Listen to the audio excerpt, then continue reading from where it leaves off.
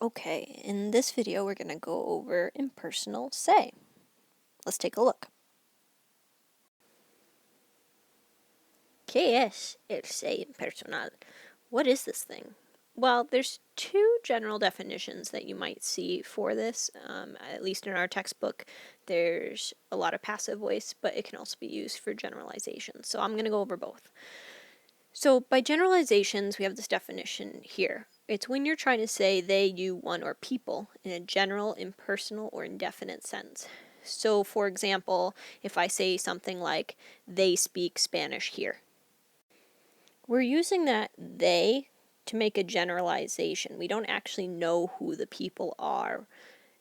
So we are referencing people, we just don't know who they are. So these generalizations use the impersonal se. So in Spanish, that would look like this.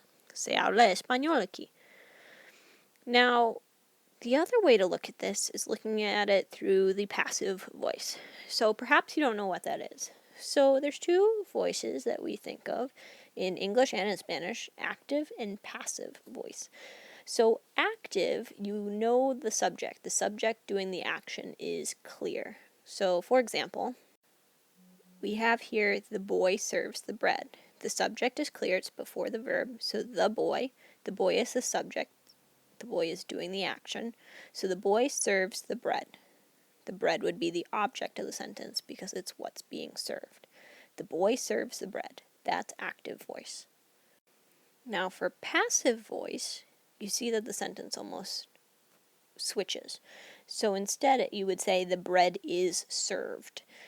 Now there's no clear subject in this version because the subject's less important. The object takes precedence. So the bread is served would be the passive voice version. You could also say the bread is served by the boy. That's passive voice. So again, in active voice, you have a clear, definite subject that clearly does the action. Whereas in the passive voice, the subject might be unclear and you're talking about the object that receives the action more so than anything else. Okay, so how do you form the impersonal se? Well, it's called impersonal se. So you need se in your conjugation. That's going to go first. Then you're going to have a conjugated verb in either the third person singular or the third person plural. What do I mean by that? Third person singular is just the fancy way of saying él, ella, or usted. Plural would be ellos, ellas, and ustedes. So those are the two conjugations we're working with. But how do you know which one to use? Well, it depends on what is the object of the sentence. So what comes after the verb. So for example, if it's a singular noun that comes next, you're going to use a singular conjugation. Or if it's an infinitive, so a verb. Kind of like, think back to when you learned gustar, verbs like gustar. Behaves the same way. If you're using plural, it's because you either have a plural noun or nouns plural. Okay, so here I've got 3 examples to show you what I'm talking about and how to use the impersonal se. So our answers are going to go before everything else here.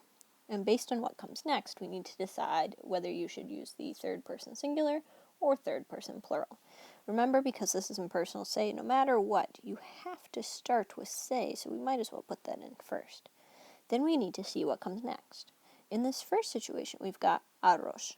That's a singular noun. So we're going to conjugate comer in the singular third person. So it would be se come. Se come arroz con frijoles en Costa Rica. Basically saying rice is eaten with beans in Costa Rica.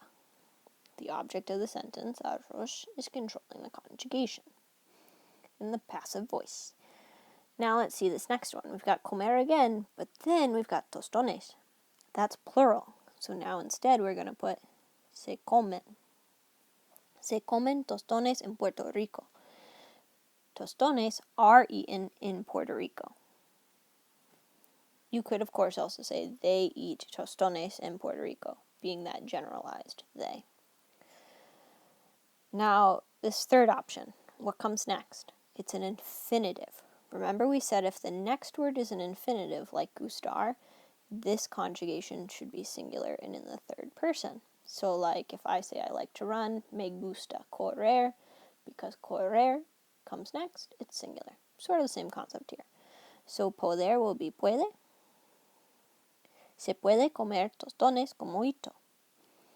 So just to give you a few examples with fill-in, so you can see what I mean by how you decide the conjugation. Okay, now we're going to use some translations, so we'll start from scratch. To put these into Spanish with the impersonal se. Bread is often served with paella. So we'll start with our verb. What's being served? Bread. So we're going to put se sirve singular.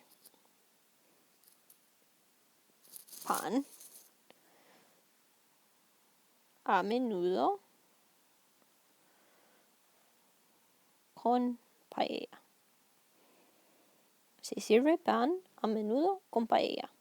Bread is often served with paella. Try these next two on your own, and then we'll go over them together.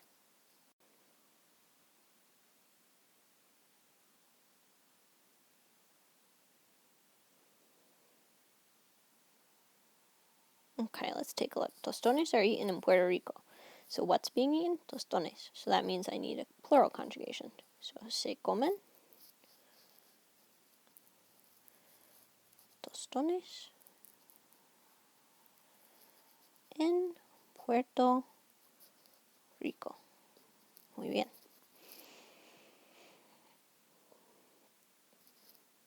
Paella can be made at home, or you can make paella at home. Now, can be made. We're going to have double verbs here. So because of that, we're going to use that singular conjugation we used in the last example on the previous slide. So se puede hacer. So again, because this is hacer, we've got puede here. Paella en casa. Se puede hacer paella en casa. And that's a basic overview of impersonal se.